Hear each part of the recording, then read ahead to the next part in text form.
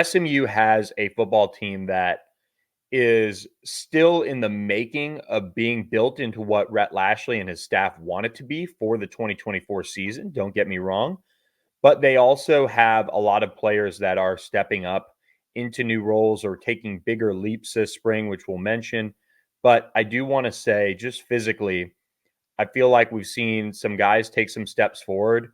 Ahmad Moses at safety looks noticeably bigger. Jordan Hudson looks like a grown man out there. You've got players on the defensive line all standing out with their size and athleticism.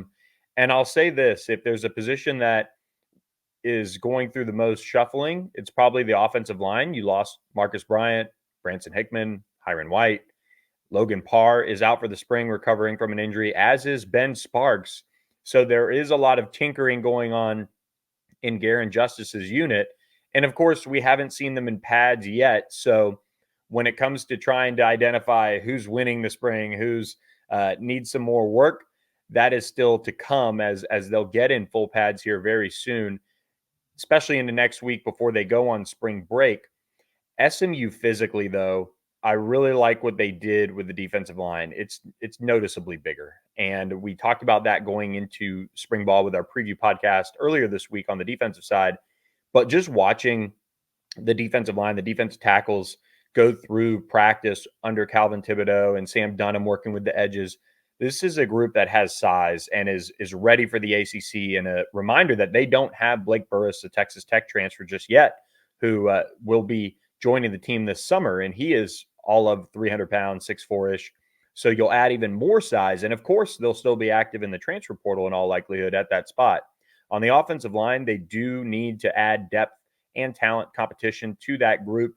At the tackle position, we knew that. They've got PJ Williams working at left tackle. They've got Savion Byrd working at right tackle.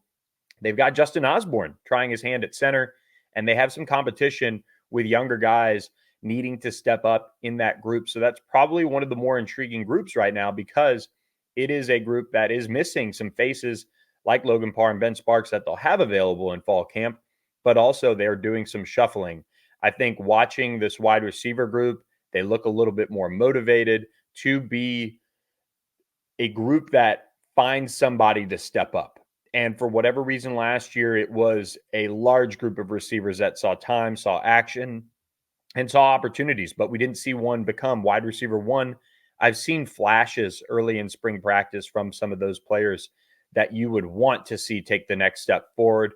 We've seen some of the younger players who did maybe redshirt last year get some time and really kind of take advantage of a couple months in the weight room and just look noticeably bigger.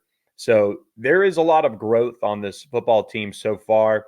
We'll also break down how a lot of the transfers are faring so far just in 2 days. So of course, we're putting that depth chart in Sharpie, and we're breaking it down as if there's a game next week. But all kidding aside, this is an SMU team that is very comfortable with this coaching staff. All of the coaches, for the most part, are back. They do have De'Ara King as the new quarterbacks coach out there.